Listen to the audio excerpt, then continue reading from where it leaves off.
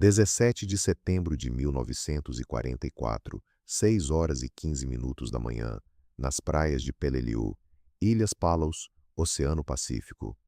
O capitão William Hayes se abaixou atrás de uma formação de coral enquanto via mais um de seus fuzileiros tombar no chão.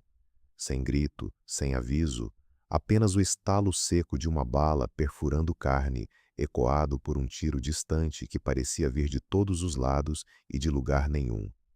Era a vítima número 23 em 48 horas. 23 homens mortos por um inimigo invisível.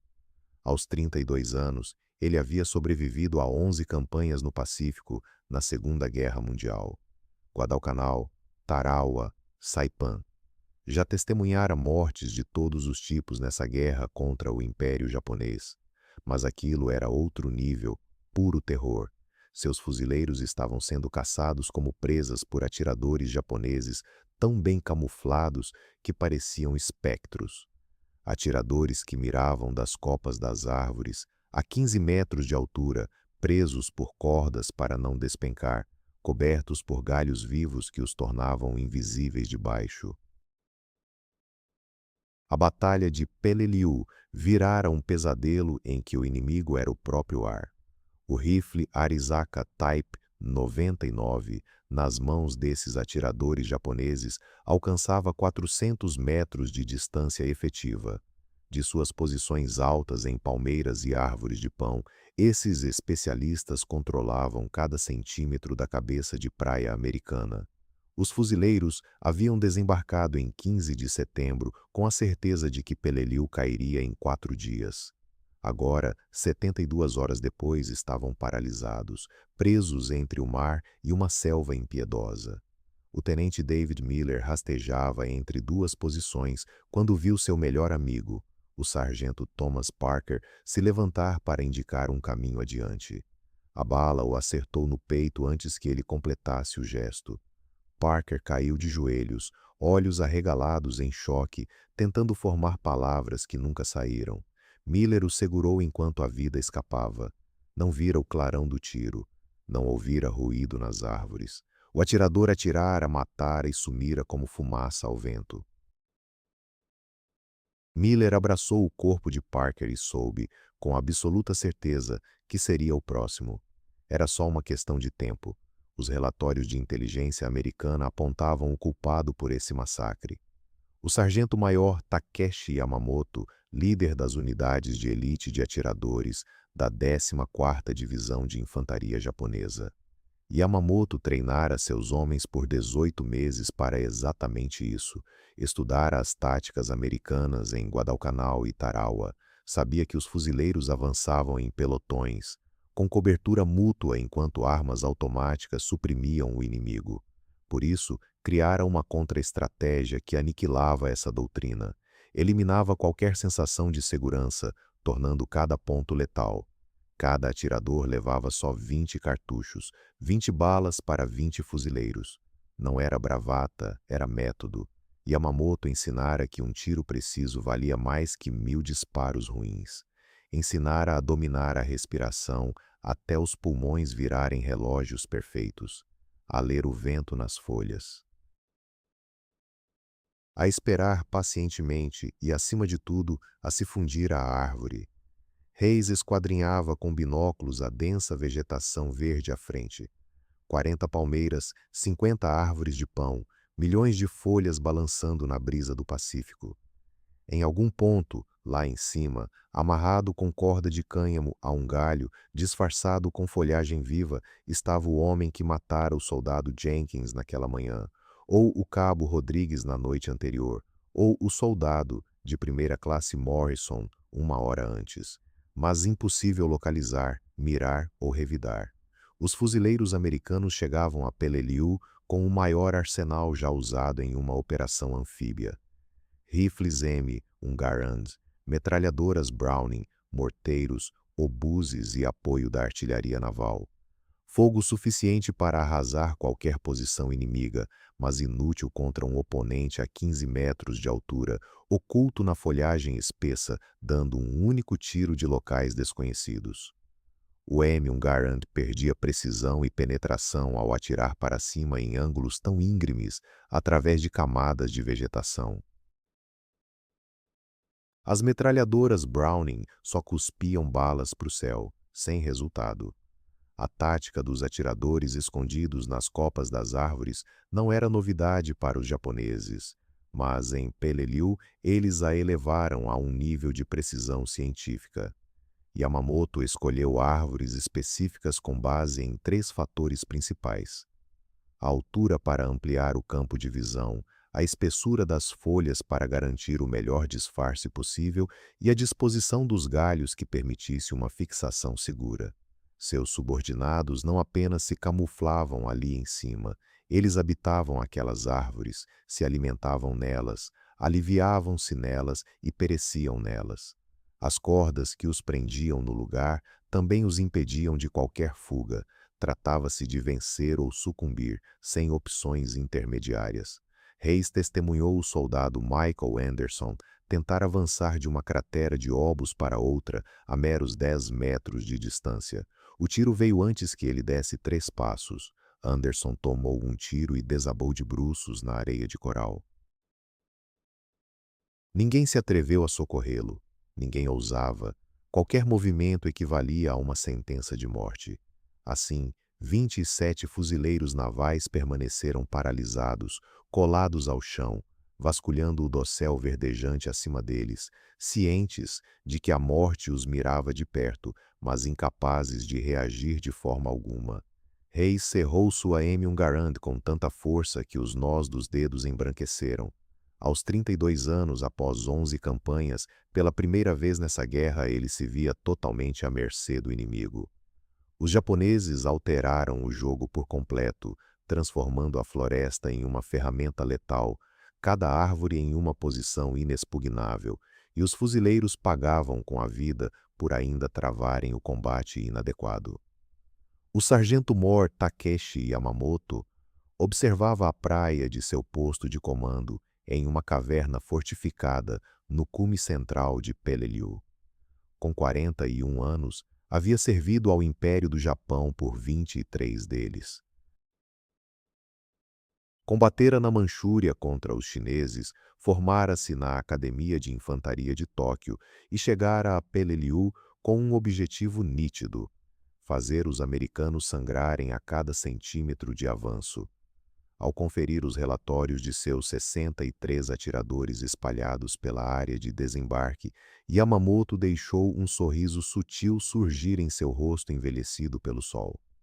O esquema saía exatamente como ele previra. A abordagem japonesa clássica nas batalhas do Pacífico fora um fracasso rotundo. As cargas Banzai, aquelas investidas suicidas de frente, aos berros com lemas imperiais, só geraram carnificinas. Em Tarawa, Saipan, Guam, milhares de japoneses tombados, sem causar danos relevantes ao adversário. Yamamoto convencera o coronel Kunio Nakagawa de uma alternativa superior, mais mortal. Nada de confrontar o poderio de fogo americano de igual para igual, atacar a mente deles. E a arma suprema contra a psique não era granada ou baioneta, mas o terror de morrer sem nem vislumbrar o algoz. Yamamoto escolhera cada atirador com critério próprio, além da mira afiada, todos capazes de abater um capacete americano a 300 metros.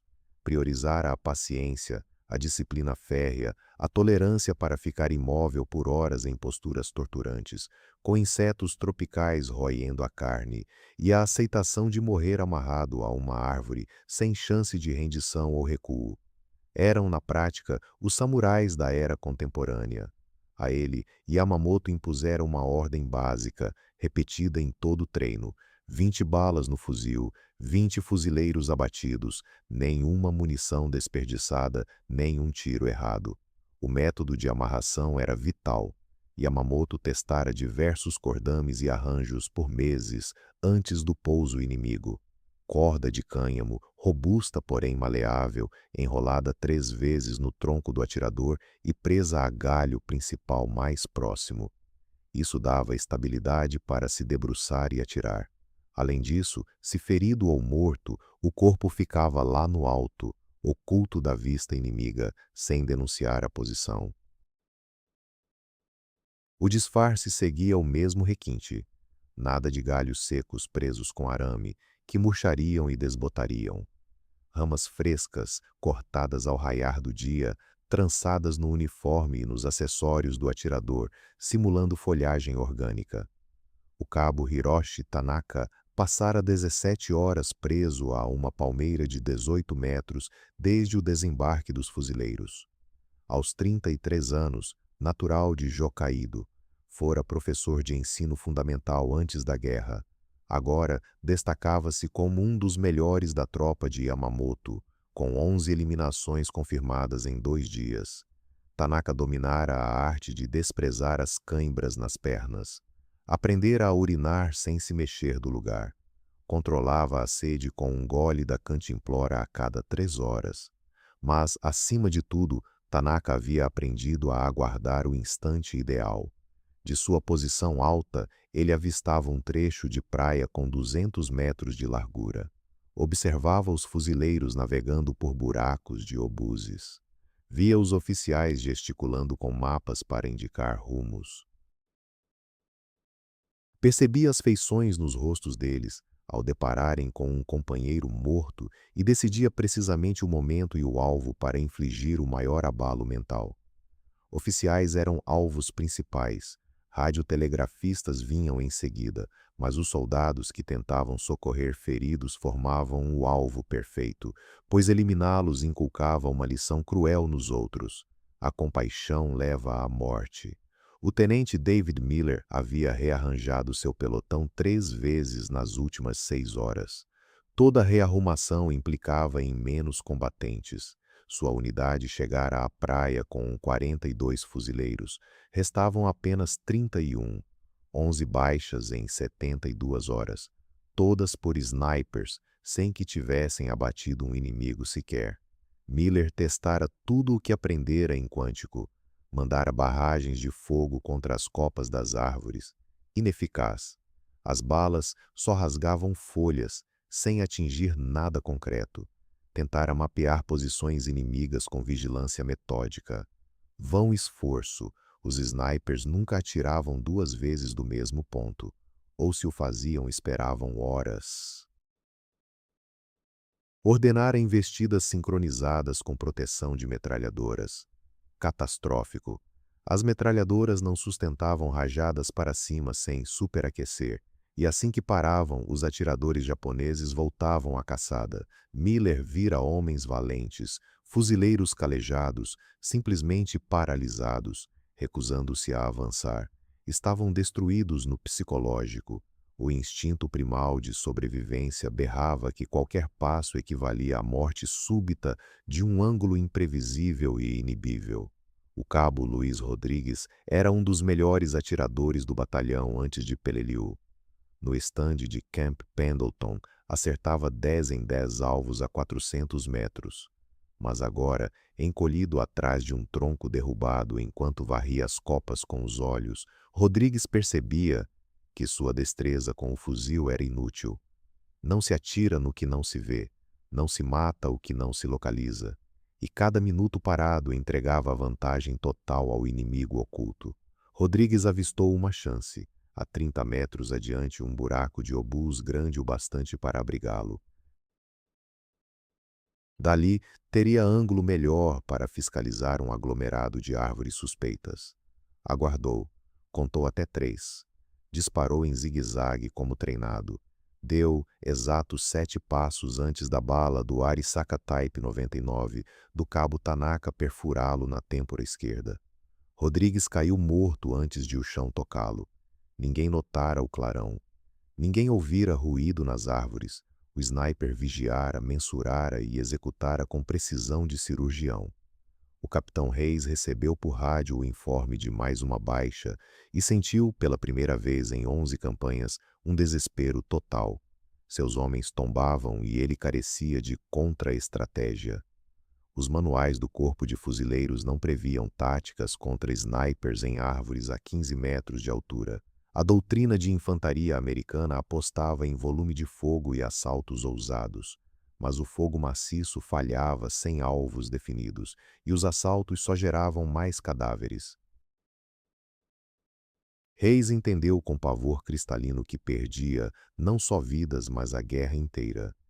19 de setembro de 1944, 14 horas e 5 minutos da tarde. O tenente James Walker sentava-se na areia de coral, exaurido, irritado e furioso. Tinha 26 anos.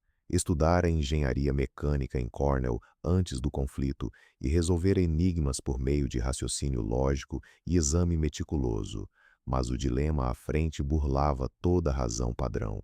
Atiradores invisíveis dizimando sua tropa de posições aparentemente inatingíveis. Walker ergueu os olhos ao céu e divisou algo revolucionário. A 400 metros mar adentro, ancorado em águas profundas, o contratorpedeiro USS Moel mantinha posto de fogo de apoio. Em seu convés, Walker identificava nítidos os canhões antiaéreos Bofors de 40 milímetros em montagens duplas.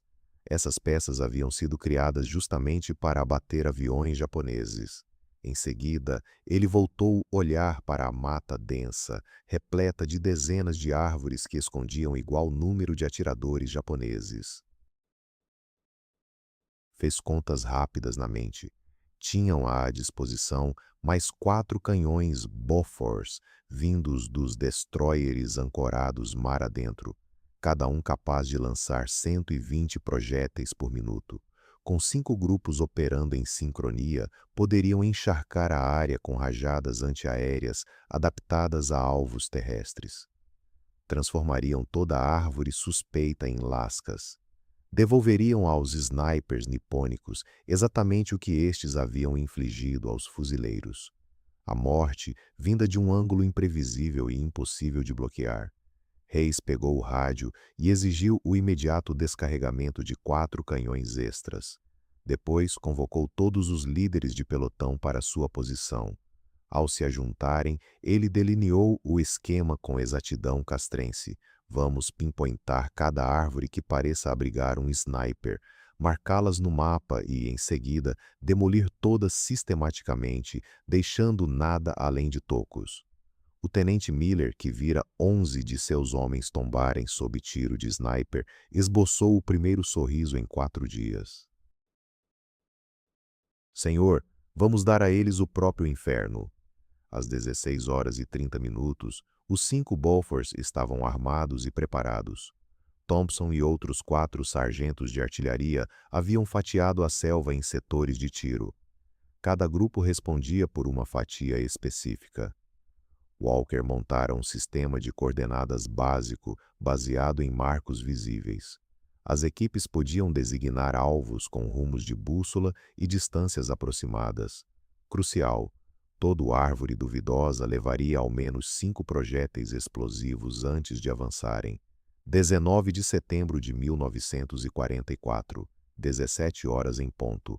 O caos que os snipers japoneses haviam semeado entre os marines americanos ia ser devolvido com juros multiplicados. O capitão Reis ergueu o braço e o baixou num gesto cortante. Fogo à discrição. Os 5 Bofors desataram simultaneamente num estrondo que abalou a praia inteira. 120 projéteis explosivos por minuto. Vezes 5. 600 de 40 milímetros por minuto, metamorfoseando a selva de Peleliu num abatedouro industrial. O sargento Thompson mirou seu Bofors num trio de palmeiras onde os vigias notaram movimentação estranha. Soltou uma saraivada de 8 tiros em 4 segundos. Os 2 iniciais cravaram no tronco central. O terceiro e quarto estilhaçaram os galhos principais. O quinto furou a copa, os 3 finais varreram as laterais. Em 10 segundos de rajada contínua, 3 árvores de 20 metros viraram tocos fumegantes. E preso ao tronco principal, morto na hora por estilhaços, jazia o soldado de primeira. Kenji Watanabe, 24 anos, 12 abates confirmados. Agora mero corpo mutilado despencando entre farpas de madeira. Do seu posto de comando na crista, o sargento-major Yamamoto captou as explosões iniciais e soube na hora que o jogo virara radicalmente.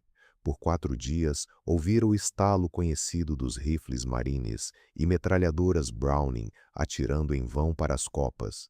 Mas aquilo era outro, estampidos de artilharia pesada em cadência automática. Yamamoto tomou os binóculos e assistiu, petrificado, árvores inteiras sumirem no bombardeio metódico. Palmeiras de 18 metros partindo ao meio, copas se desfazendo em nuvens de lascas. Compreendeu, sem sombra de dúvida, que sua teia de snipers de elite estava sendo dizimada com precisão impiedosa. O soldado Isamu Nakamura passara 22 horas amarrado a um paineira quando as detonações eclodiram. Aos 29 anos, natural de Osaka, fora caçador profissional antes da guerra e abatera 17 marines em 3 dias. Nakamura ouviu os estouros se aproximando de forma ordenada rumo à sua posição. Viu a árvore a 100 metros à direita explodir em pedaços. Depois a de 70 metros. Em seguida a de 40. Os americanos varriam toda a posição sniper possível, de modo sequencial e implacável. Nakamura lutou freneticamente para soltar as cordas de cânhamo que o prendiam. Dedos trêmulos puxavam os nós. As explosões rugiam a 20 metros, 10 metros, até que sua árvore evaporou. Os 5 Bofors martelaram sem trégua por 5 horas. Os carregadores de munição agiam como autômatos, enfiando pente após pente de explosivos. Thompson perdeu a noção depois do 20º árvore abatido. Sua equipe achou um compasso impecável, identificar o alvo, calibrar a mira, soltar uma rajada de 5 projéteis, verificar a destruição e seguir para o próximo. Sem desperdício, sem hesitação, apenas aniquilação metódica e total. Às 22 horas daquele dia, 47 ninhos de atiradores haviam sido erradicados por completo. 230 tiros de 40 milímetros transformaram um pedaço de floresta tropical num cenário lunar de troncos estilhaçados e corpos irreconhecíveis. O soldado Kenji Nakamura, primo de Isamu, estava entre os 17 snipers japoneses que escaparam com vida naquela noite. Ele conseguira soltar as cordas e descer da árvore instantes antes de um projétil Bofors reduzi-la a lascas. Nakamura rastejou de volta às linhas japonesas com as 2 pernas feridas por estilhaços.